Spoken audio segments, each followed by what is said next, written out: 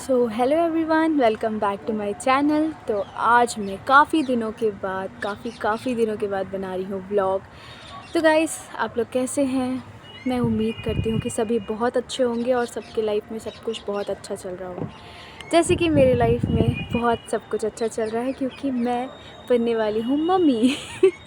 Guys, excitement level तो जब मुझे पता चला था कि मैंने कंसीव कर लिया है और मैं प्रेग्नेंट हूँ, मैं मम्मी बनने वाली हूँ, तब जो एक्साइटमेंट लेवल था मेरा कि वाओ यार, मतलब मैं एक्सप्लेन नहीं कर सकती।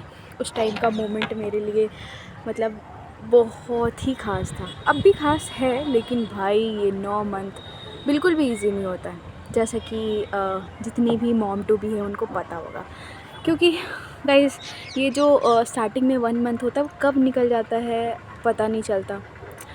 सेकेंड मंथ भी बहुत इजी निकल जाता है। किसी किसी को वॉमिटिंग वगैरह होती है और भी बहुत सारे प्रॉब्लम्स होते हैं, लेकिन मेरे केस में ऐसा कुछ भी नहीं हुआ। मैं लकी जो हूँ। फिर जैसे ही आप 3 मंथ्स में आते हैं तो आपका ट्रीटमेंट वगैरह स्टार्ट हो जाता है और आप मदरहुड जर्नी को एंजॉय करने लग जाते हो, जो मैंने भी करा। फिर आते हैं हम लोग सेकेंड टर्म में। तो इसमें क्या होता है, जैसे कि हम लोग सेकेंड टर्म में आते हैं तो हमारा लग जाता है 4 मंथ। तो जैसे ही 4 मंथ लगता है हमें क्रेविंग स्टार्ट हो जाती है। मुझे भी हुई। मतलब होता है ना, किसी को कुछ मीठा खाने का मन करता है, किसी को कुछ खट्टा खाने का मन करता है। मेरे साथ ऐसा कुछ भी नहीं हुआ। मुझे जो मिल जाता था मैं खा लेती थी। हाँ, मुझे क्रेविंग होती थी। मुझे ना चिप्स, वाइट वो जो आते हैं ना अनियन चिप्स, वो मुझे बहुत पसंद आने लगे थे। पहले मैं नहीं खाती थी उतना, लेकिन फिर प्रेगनेंसी के दौरान मैंने बहुत चिप्स एंजॉय करा है। मेरे हस्बैंड ने मुझे बहुत सपोर्ट करा है इस जर्नी में। सबसे देखो गाइस, फैमिली का सपोर्ट एक अलग होता है। फैमिली आपको किस तरह से सपोर्ट कर सकती है? आपको फैमिली फ़िज़िकली सपोर्ट कर सकती है, आपको खाना बना के दे सकती है, अगर आप बीमार हो तो वो आपका केयर कर सकते हैं। लेकिन एक हस्बैंड ही होता है जो आपको मेंटली सपोर्ट करता है। तो मेरे इस जर्नी में सबसे ज़्यादा इम्पॉर्टेंट पार्ट मेरे हस्बैंड का रहा है। उन्होंने मुझे बहुत सपोर्ट करा।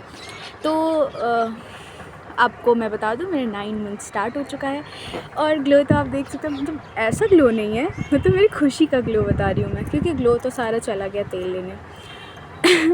मतलब मैं अपनी सुंदरता किसी और को दे रही हूँ ना।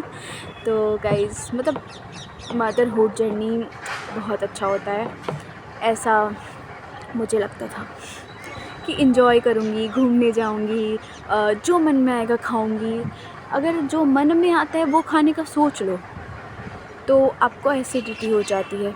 एसिडिटी तक तो ठीक था, ये जो हार्ट बर्न होता है ना, यहाँ पे जलन, वो कोई सोच भी नहीं सकता है। मतलब वो जलन होने के बाद आप नॉर्मल दाल चावल भी ना खा पाओ।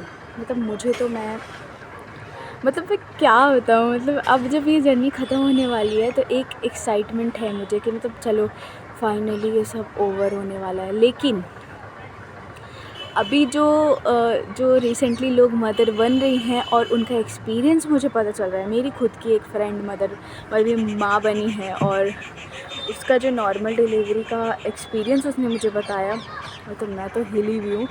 खैर देखिए, नॉर्मल हो या सीज़ेरियन हो, जो भी हो, ये भगवान के हाथ में होता है और आपकी हिम्मत के भी हाथ में होता है। मेरे में क्या लिखा है वो तो भगवान ही डिसाइड करेंगे, लेकिन मैं अपना 100% देने का कोशिश करूँगी कि मैं नॉर्मल कर पाऊँ। खैर नॉर्मल ऑपरेशन मेरे लिए दोनों में से कोई मैटर नहीं करता। मेरे लिए मैटर करता है मेरा बेबी सेफ़ली डिलीवर हो जाए और मेरे पास आ जाए, क्योंकि मैंने उसका बहुत इंतज़ार किया है। लोग 9 महीना करते हैं, मैंने 3 साल इंतज़ार किया है। तो मैं तो मतलब खैर, मैं आप लोगों से यहाँ शेयर करने के लिए आई थी, स्पेशली 3rd फ्लोर पे आ कर के मैं आप लोगों से छत पे आ कर के शेयर करना चाहती हूँ। क्योंकि देखिए नीचे ना, सॉरी गाइस, तो नीचे क्या होता है कि मम्मी होती है, पापा होते हैं, और मैं अपना एक्सपीरियंस शेयर करूँ तो थोड़ा सा ऑड हो जाता है मेरे लिए। देखिए, सबसे ज़्यादा प्रेगनेंसी में गर्मी लगती है मुझे, ये तो पूरा पता चल गया। क्योंकि गाइस, मतलब एसी में भी मैं अगर ओढ़ के ना सोऊं, इतनी तेज़ बारिश हो रही है, मौसम आप देख सकते हो इतना औसम है, फिर भी मुझे इतने ऊपर छत पे पसीना आ रहा है और मुझे इतनी ज़्यादा गर्मी लगती है कि मैं क्या बताऊँ आप लोगों से। तो गाइस, सबसे पहली बात, मैं आप लोगों से अपनी जर्नी शेयर करने के लिए आई थी। अभी तक तो मैंने काफ़ी बकवास कर लिया। तो गाइस, मेरा जो है ना 7 मंथ के बारे में बात करना चाहती हूँ। 7 मंथ जब से लगा है, आप बिलीव नहीं करोगे दर्द क्या होता है, मुझे ये अब पता चला। मतलब दर्द वर्द तो पहले हुआ है भाई, पीरियड्स में तो सबको ही पेन होता है। मतलब वो पेन भी फेल है भाई, वो पेन भी फेल है। पर डे जो वो फील करना पड़ता है ना, मैं ये नहीं कहूँगी कि हर किसी के साथ ऐसा होता होगा, मेरे साथ हो रहा है।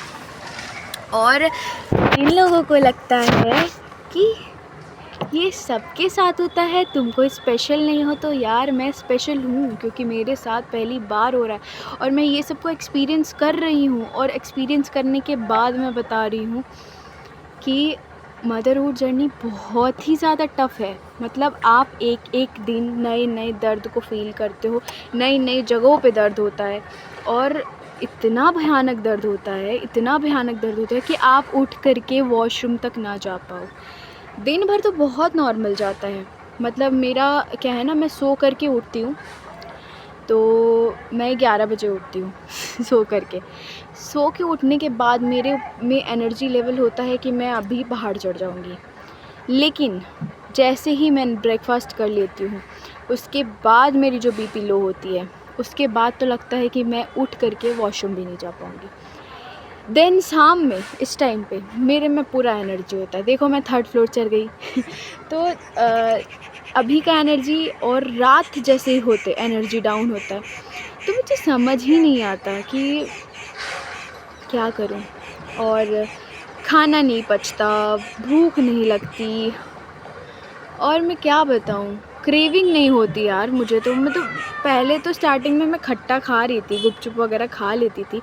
अब तो ना मुझे गुपचुप पसंद आता है, ना ही कुछ और। मुझे बस पसंद आ रहा है तो घरेलू खाना। पसंद क्या, बस मैं पेट भरने के लिए खा रही हूँ। ऐसा कोई भी मेरा पसंद नहीं है कि हाँ मुझे ऐसा कुछ करना है। और टफ़ तो है भाई, मेरे लिए तो टफ़ है। जो लोग मुझे कमेंट में आ कर के कुछ भी बोलेंगे उल्टा पुल्टा कि तुम एक माँ बनने वाली हो, ऐसे ज्ञान दे रही हो, लेकिन मैं आप लोगों को बता देती हूँ, मैं अपना एक्सपीरियंस शेयर कर रही हूँ। गाइस, डीजे आने की वजह से मुझे ये व्लॉग को थोड़ा देर के लिए रोकना पड़ा। तो मैं अब क्या बताने जा रही थी कि गाइस, मेरा प्रेगनेंसी जर्नी तो मैंने आपको बता दिया, बहुत दर्दनाक गुजर रहा है। और अब लगे हैं 9 मंथ, मेरे पास है 1 महीना इस चीज़ को और इन्जॉय करने का, फ़ील करने का। फिर मैं अपना मदरहुड लाइफ इन्जॉय करूँगी। मुझे मतलब एक्साइटमेंट लेवल तो है ही, बहुत ज़्यादा ही है। थोड़ा सा नर्वसनेस भी है, डर भी है। और मैं बस यही कहना चाहूँगी कि आप लोग मेरे लिए प्रे कीजिएगा। और मैं तो हर रोज़ प्रे करती हूँ कि भगवान जी बस सब कुछ अच्छे से हो जाए, ये बच्चा मेरी लाइफ में जल्दी से आ जाए और अच्छे से आ जाए, स्वस्थ हो, मस्त हो, मेरी तरह हो, जो भी हो। क्योंकि देखो, मैं हर सिचुएशन में ना खुश रहना जानती हूँ, हर सिचुएशन में खुश रहती हूँ। तो ये भी बस वैसे खुश रहे।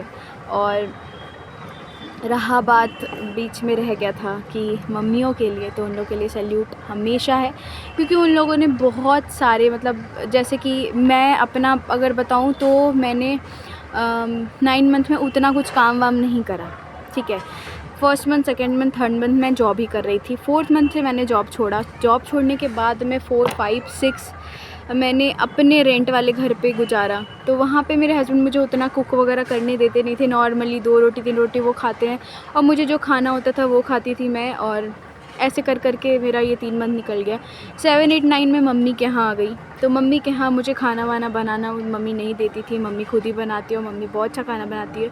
तो मुझे बनाने का ज़रूरत ही नहीं पड़ा। हाँ, पास्ता वगैरह मैं बना लेती थी, झाड़ू पोछा हल्का फुल्का मैं कर देती हूँ। तो मेरे साथ जो है बहुत ईज़ी निकल गया ये 9 मंथ। लेकिन जो औरतें काम करती हैं पूरे 9 मंथ, जैसे हमारी मम्मियों ने किया, तो उन लोगों के लिए बहुत स्ट्रगल वाला रहा होगा ये जर्नी।